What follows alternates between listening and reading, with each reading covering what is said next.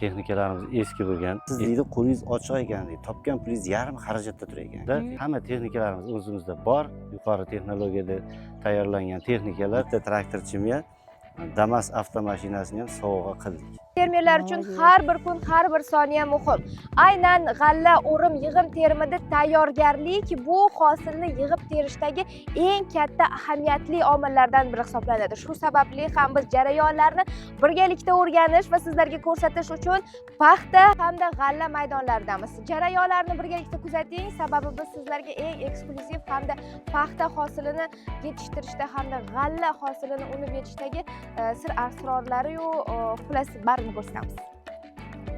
Paxtalardagi rivoji mana shu kecha kunduzda уже mana shonalash davri boshlanib bo'lgan paxtada. Tuproqda humus miqdori o'sha siz aytayotgan mexanik tarkibidan oladigan bo'lsak, mexanik tarkibi asosiy rol o'ynaydi. Hamma joyda ham, butun Yevropa mamlakatlarida ham, boshqa chet el mamlakatlarida ham shu humus miqdori aniqlab o'shanga yarasha texnologiyalar qilinadi. 2010-15-yillardagi paxta ekish bilan hozirgi 2026-yilgi paxta ekish, uni unib chiqishi, qancha vaqt sarflanishi, qanaqa farqi bor orasida?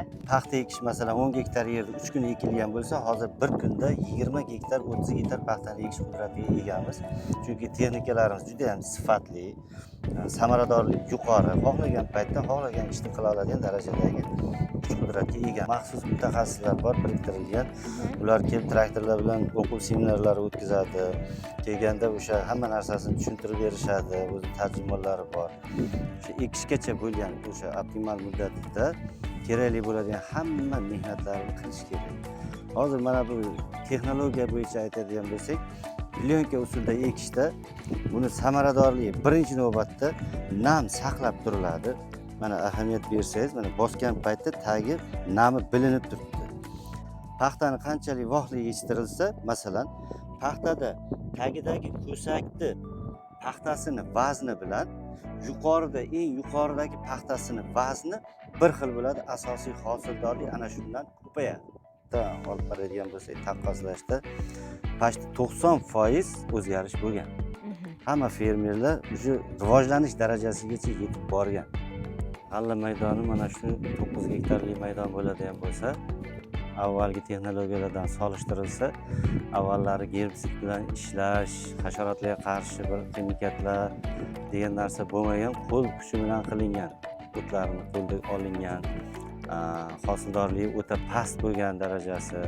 Hozir olimlarimiz tomonidan shu darajada zo'r urug'liklar tavsiya berilyapti. G'allada ham 80-100 sm g'alla olish imkoniyatlari paydo bo'lib boryapti. Grom elita nav. Grom elita navlari ekilgan. Bu Rossiyadan keladi asosan. G'alla mavzusida birinchi navbatda hasharotlarga qarshi kurashish kerak. O'zining zarar kunandalari bor. Zang, xas va shunaqa bir yomon hasharotlari bor. Ularni o'zini vaqtida qilinadigan konstruksiyalari bor, o'shalarni o'z vaqtida amalga oshirish kerak. O'sha 2006-yilda fermer bo'lgan bo'lsak, u paytlarda texnikalarimiz eski bo'lgan, eski texnikalarni samaradorligi juda past bo'lgan sababi Uzagro lizing bilan hamkorlikda ishlab boshladik. Haydov traktori bu kuzgi shudgorlarni, mola baranani, lazerni tekisdagi ishlarni shu texnika bajaradi. 216 ga ega. Samaradorligi o'ta yuqori. Yangi texnika aytgan kuni, aytgan vaqtda, aytgan ishni bajarib bera oladi. Ekish ishlarini, ugli bitir, kultivatsiya ishlarini amalga oshiradi. OVH ishlarini, boshqa ishlarni shu bajaradi.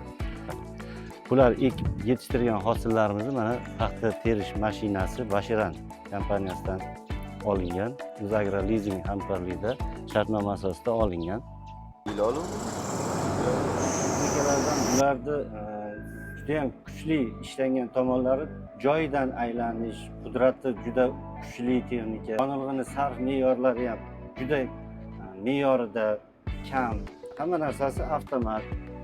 Miya boshqaradi bularda. Traktorchining ham birinchi tomonlama shu yurtboshimizga juda katta tashakkur, minnatdorchilik bildiramiz, chunki ularni bu ishlar bo'yicha himmatlari juda katta o'zgarishlar bergan. Fermerlar shu o'zgarishlarning hisobidan to'liq daromadlarini ham oshirdi. Izlanishlarda masalan Xitoy mamlakatlariga borib tajriba almashib kelyapti. Bundan tashqari shu yerda o'z dalalarida tajriba o'tkazyapti. Yildan yilga samaradorlikni, yerdan hosildorlikni ko'tarish uchun bor imkoniyatlardan foydalanishga harakat qilyapti hammasi.